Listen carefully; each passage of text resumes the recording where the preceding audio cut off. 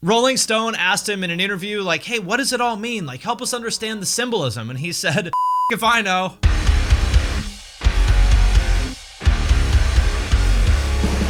What's up, everybody? I'm Finn McKenty. This is the Punk Rock MBA, and today we are here to talk about something that I have always loved, and that is music videos. Specifically, the most important and iconic videos in rock and metal over the years. And by that, I mean the ones that set the tone for an entire genre or turned artists like Metallica, Nine Inch Nails, Blink-182, System of a Down, and Tool into stars. So what exactly makes a great music video, and which ones are the most important of the last 15-20 years? Those are questions that I will answer in this video. But first, if you haven't, please check me out on Twitch. I stream twice a week on Tuesdays and Thursdays from 4 to 7 p.m. Pacific. There's a link to that in the description of this video. But first, I want to thank Upstart for sponsoring this video. If you have multiple credit card balances every month and you're only paying the minimums, barely making a dent in your credit card debt, it can be discouraging, right? I know, because I have been there. Upstart can help you pay off your existing debt quickly so you can feel like you're finally getting ahead. Whether it's paying off credit cards, consolidating high interest debt, or funding personal expenses, over 1 million people have used Upstart to get one fixed monthly payment with a clear payoff date. And Upstart knows that you are more than just your credit score. So rather than looking at your credit score alone, Upstart's model considers all kinds of other factors about you, like your income, your employment, and other information provided in your loan application to find you a smarter rate for your loan. And you can check your rate without impacting your credit score in just 5 minutes for loans between $1,000 to $50,000. So if you want to find out how Upstart can lower your monthly payments today, just go to upstart.com/MBA or click the link in the description below this video. That's upstart.com/MBA, and don't forget to use this URL to let them know that I sent you. And first up, we have One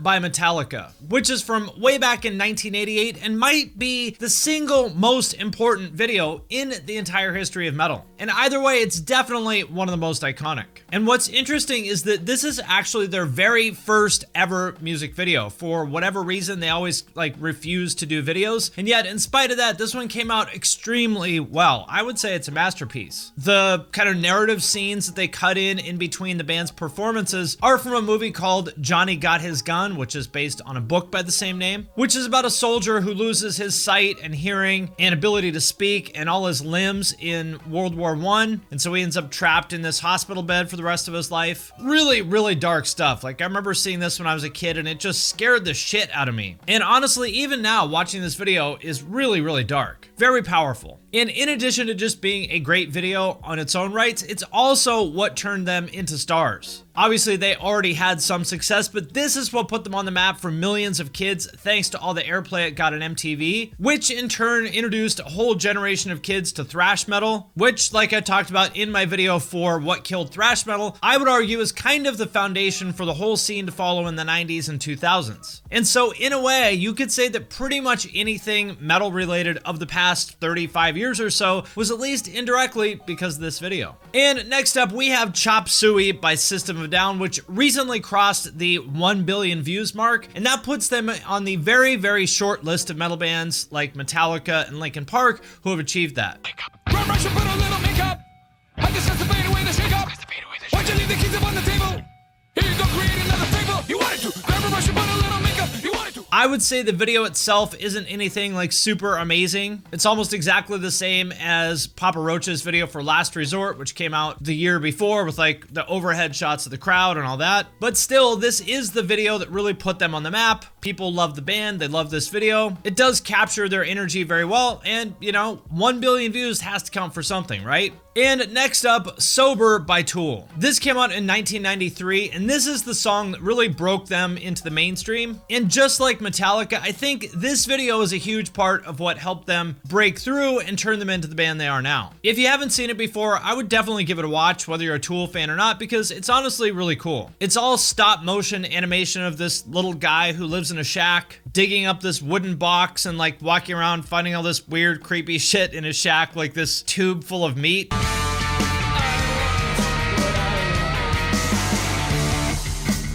And honestly, I have no clue what the video is about. I don't know what they're really trying to say with it, but it was visually very striking and dark. It got a ton of airplay on MTV on shows like Headbangers Ball and 120 Minutes. And I do think it was a huge part of what helped Tool get as big as they did. Because having a breakthrough hit like this is really the difference between a band kind of cruising along at that cult band level and breaking through into the next level of mainstream or semi-mainstream success. So would Tool have been a successful band without this song? Yes, absolutely. But would they be as big as they are today? I don't know. And what's especially interesting to me is that the band doesn't even appear in the video. And so this video took off purely on the strength of the song and the visuals in the video, which I think are really a perfect fit for the like tense, angsty kind of feel of the song. And really says a lot about how good they are, because it's very rare for a breakout hit video to not even have the band in it, right? And next up, we have Closer by 9 Inch Nails from 1994.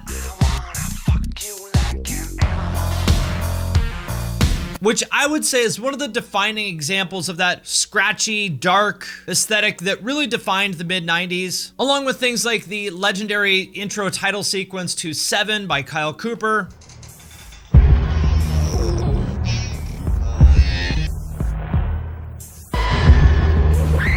and the quote-unquote grunge typography of David Carson for Ray Gun magazine. And if you are a little bit younger, you might not really understand how big of a deal this was, because this aesthetic has been copied so many times since then that it's kind of played out. I mean, actually, it has absolutely been run into the ground by every advertiser under the sun. You know, go look up all the edgy video game advertisements of the 90s. It's totally played out now, but back then it was really shockingly fresh and different, and this video is one of the best examples of it. And this video is also what blasted 9 Inch Nails' career off, made them into massive mainstream stars, and also put industrial music on the map for a lot of people. And again, just like these other examples, obviously it's a great song, but you do wonder, would it have gotten so big if it didn't have such a great video? And next up, Institutionalized by Suicidal Tendencies from 1983, the song and video that put hardcore punk on the map for the world.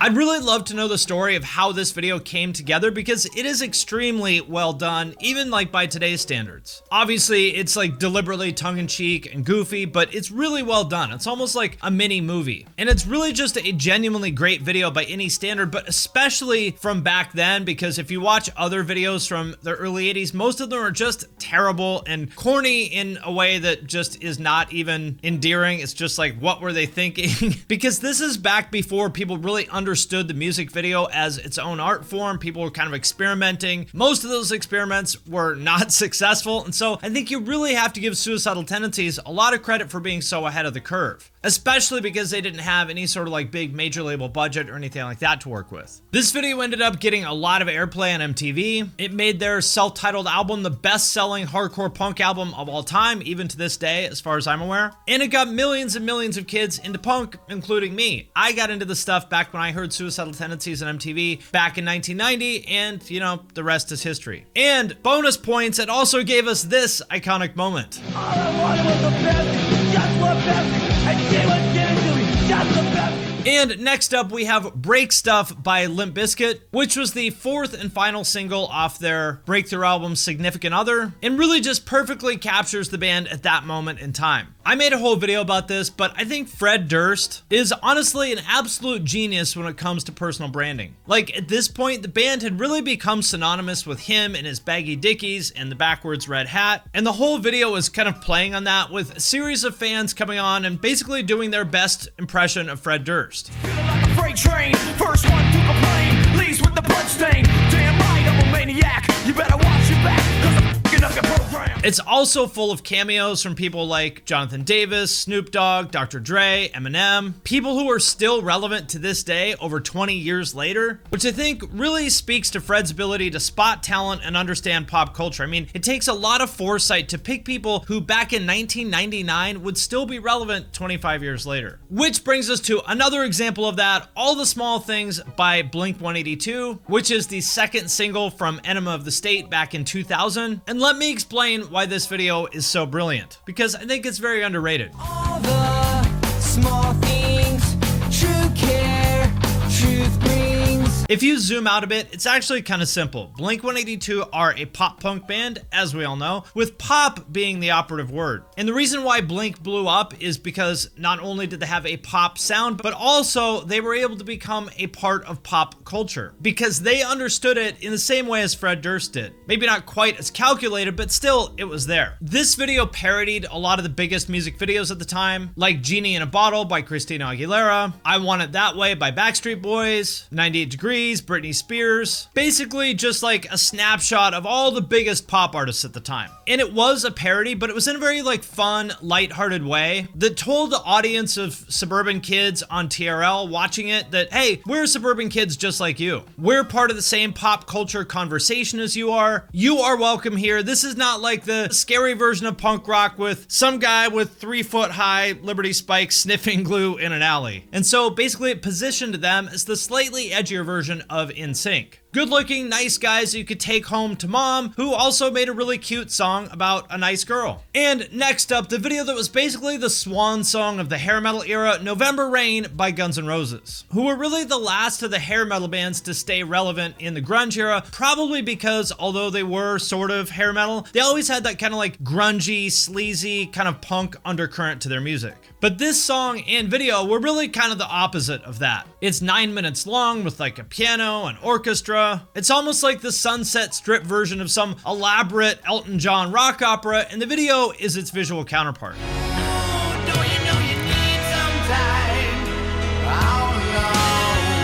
It starts with Axl Rose getting married while he's dressed like some pirate captain from 1650. Then his wife dies for some reason that is unclear, and it cuts to their funeral with Ricky Rackman. And Axl wakes up in a cold sweat because I guess it was all a dream. I don't know, it's kind of confusing to me, but apparently I am not the only one because the director actually said the same thing. Rolling Stone asked him in an interview like, hey, what does it all mean? Like, help us understand the symbolism. And he said, fuck if I know. So whether it makes sense or not is up to you, but either way, I think we can all agree that it is definitely an iconic video. And next we have Bat Country by Avenged Sevenfold, again, the song and video that blew this band up.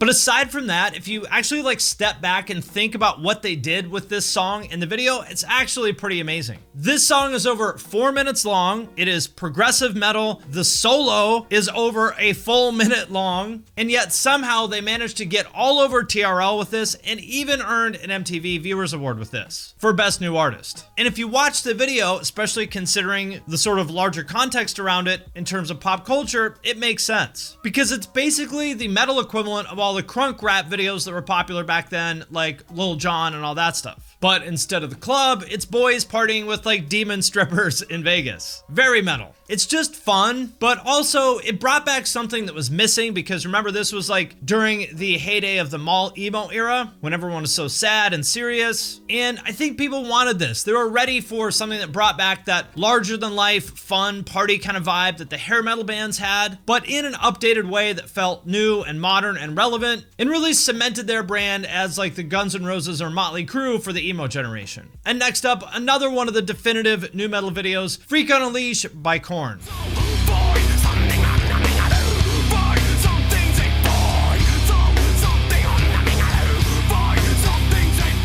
Obviously an iconic song by an iconic band, but there's a lot to talk about here specifically with the video. First of all, it's directed by the comic book artist Todd McFarlane, who totally redefined comics back in the early 90s when he started out doing Spider-Man, and also did the cover art for this album. I think it's really cool how the animated part of this video like ties into the cover because it's very rare for the album art and the video to have that kind of continuity, but that is just the start of it. It's really great sequential storytelling, starting out with, in the beginning, a cop in the animated part accidentally fires his gun, and from there it switches to live action with a bullet going through various scenes like a kitchen, a birthday party, and then it starts flying around the band as they're playing. And then it goes back to the same animated treatment at the beginning of the video and ends on a no trespassing sign, which is also the first scene in their next video, Falling Away From Me. And if you don't notice those sort of details, it's still just a cool video, but if you do notice it, it really adds something for the fans to kind of geek out on. I love that kind of stuff. And really, at the end of the day, it's just a great piece of visual art where you can really see how much Todd McFarlane has mastered the art of sequential storytelling from his decades spent working in comics. Chef's kiss. And next up, a video that was kind of hard for me to pick because I just love Pantera so much that it was hard for me to choose just one of their videos. But I'm gonna go with Domination here, even though it wasn't really their mainstream breakout song.